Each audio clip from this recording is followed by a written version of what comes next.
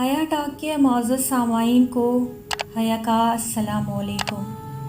دوستو، کہانی شروع کرنے سے پہلے آپ سب سے گزارش ہے، اگر آپ لوگوں نے میرے چینل حیا ٹاک کو ابھی تک سبسکرائب نہیں کیا تو ضرور سبسکرائب کر لیجئے گا۔ آج کی کہانی ہے اینا اور حارث کی۔ میرا نام اینا ہے اور حارث میرے ماموں کا بیٹا۔ ہم ہر ویکینڈ پر ماموں کے گھر جایا کرتے تھے۔ بچپن ہی سے ایک دوسرے کے ساتھ کھیلا کرتے تھے۔ ہمارے درمیان بچپن کی بے فکری اور معصومیت بھری محبت تھی، لیکن جیسے جیسے ہم بڑے ہوتے گئے یہ محبت گہری ہوتی گئی۔ میٹرک کے بعد ہم دونوں نے ایک ہی کالج میں ایڈمیشن لے لیا۔ کالج کے دنوں میں ہم دونوں نے ایک دوسرے کے لیے اپنے جذبات کو پہچاننا شروع کیا۔ وہ محبت جو بچپن میں صرف دوستی اور نزدیکی کا نام تھا، اب دل کی گہرائیوں میں اتر چکی تھی۔ ہم اکثر کالج کے وقت یونیفارم میں پارک جاتے اور گھنٹوں گھنٹوں باتیں کرتے تھے۔ ہم ایک دوسرے کے خواب دیکھا کرتے تھے۔ ہم ایک دوسرے کے بغیر زندگی کا تصور بھی نہیں کر سکتے تھے۔ حارث میرے لیے نہ صرف ایک محبت کرنے والا شخص تھا، بلکہ میرے سب سے قریبی اور میرا سہارا بھی تھا۔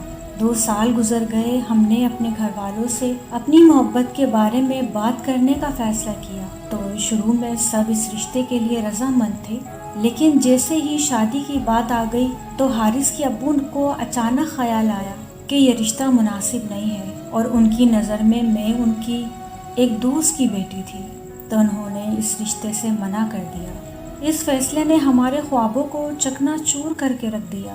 میں نے اور حارث نے بہت کوشش کی کہ ہم اپنے والدین کو منا سکیں، لیکن وقت گزرنے کے ساتھ ساتھ ان کی ڈیمانڈ بھی بڑھتی گئی۔ اس کے ابو نے ہمارا رشتہ توڑ دیا۔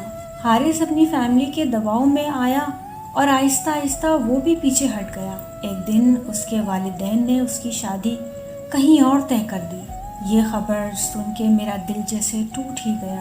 ہم دونوں نے ایک دوسرے سے محبت کی تھی، مگر قسمت نے ہمارے نصیب میں جدائی لکھ دی تھی۔ میں نے اسے آخری بار ملنے کو کہا۔ ہم ایک ریسٹورنٹ میں ملے۔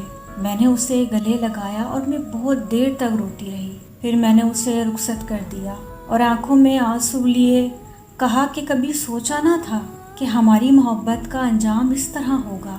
حارث کی شادی ہو گئی اور میں نے اپنے دل میں اس کی محبت کو ایک دکھی یاد کے طور پر سنبھال لیا۔